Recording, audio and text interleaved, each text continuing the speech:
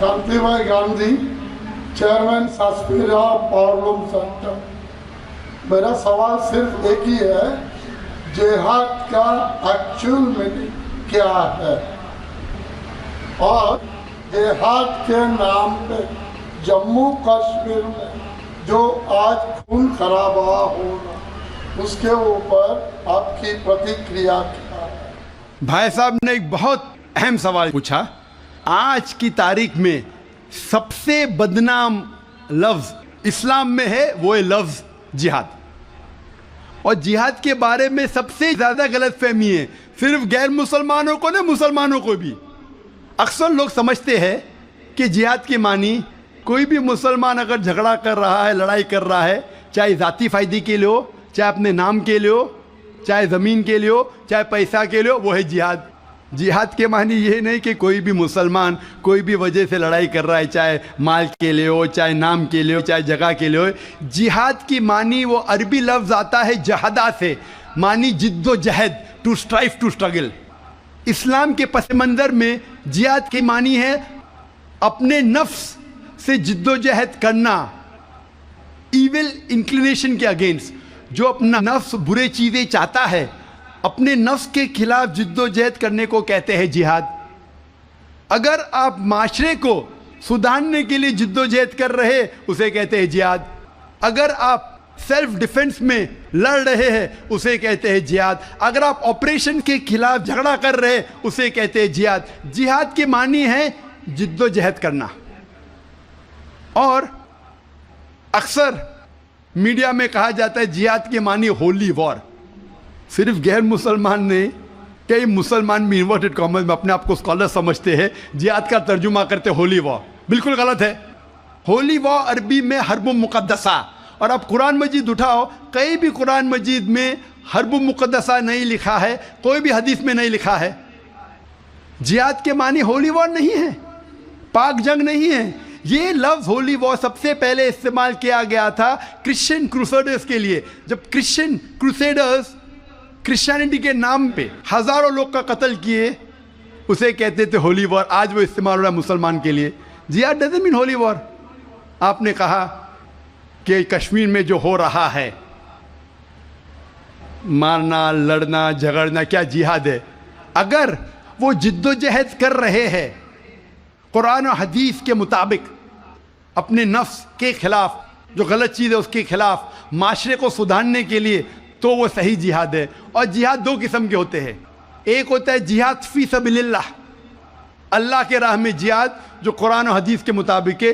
दूसरा जिहाद है जिहाद फी सबीलिल्लाह शैतान, तो शैतान के राह में जिहाद करना। जिद्दोजहद कर रहे माशरे को बिगाड़ने के लिए, उसे कहते हैं जिहाद फी सबीलिल्लाह शैतान। हर मुसलमान को करना चाहिए जिहाद फी सबीलिल्लाह, जिद्दोजहद कुरान और सही हदीस के मुताबिक। कश्मीर में क्या हो रहा है, मैंने कोई इंटरव्यू लिया नहीं उनका, जो मैं प्रेस में सुनता हूँ, मैं इसकी तहकीक नहीं किया हूँ। कुरान में लिखा है सूरह हुजुरात में, सूरा नंबर 49 आयत नंबर 6 में, जब भी कोई मालूमात आप तक पहुँचती है, उसकी तहकीक करो तीसरे को पहुँचाने के पहले। मैं तहकीक नहीं किया हूँ, इसलिए कह नहीं सकता हूँ कौन सा जिहाद है। लेकिन ये जो लड़ने झगड़ने की बात हो रही है, जो लोग अक्सर मुसलमान को दोषी ठहराते हैं, मैं आपसे पूछना चाहता हूँ कि आपने महाभारत पढ़ी? महाभारत में लड़ने झगड़ने के मंत्र कुरान से कई गुना ज्यादा है। महाभारत में लड़ने के श्लोक, मंत्रा कुरान मजीद से कई ज्यादा है। भगवत गीता, भगवत गीता एक महाभारत का हिस्सा है, 18 जुज, 18 चैप्टर्स, अनुशासन पर्व के, जिसमें श्री कृष्ण अर्जुन को एडवाइस देते हैं, समझाते हैं। जब हम पढ़ते हैं भगवत गीता चैप्टर नंबर 1, मंत्रा नंबर 43 से 46 तक के, अर्जुन कहता है, अपने जो हथियार है जमीन पर रख के अर्जुन कहता है कि मैं इस मैदान जंग में निहत्था मरने को पसंद करूंगा बनिस्बत अपने रिश्तेदारों से लड़ूं और झगड़ा करूं। चंद श्लोक बाद Bhagavad Gita chapter number 2 verse number 2 और 3 श्री कृष्ण कहते, Arjun how can you be so important. Hindi में तर्जुमा करूंगा, आप नपुंसक कैसे बन गए? क्षत्रिय का धर्म है लड़ना, और आप अगर लड़ेंगे तो आप जाएंगे स्वर्ग में। भाग्यवान है वो क्षत्रिय, Bhagavad Gita chapter number 2 verse number 31। भाग्यवान है वो क्षत्रिय जिसको लड़ने का मौका मिलता है। तो क्या भगवत गीता गलत है? इस पस मंजर में हम जानते हैं कि यहाँ श्री कृष्ण कह रहे अर्जुन से हक के लिए लड़ो। मैं अगर ये कहूँगा कि भगवत गीता कहता है, श्री कृष्ण कहते हैं कि अपने रिश्तेदारों का कत्ल करो, ये शैतानी हरकत है, पस मंजर के खिलाफ है।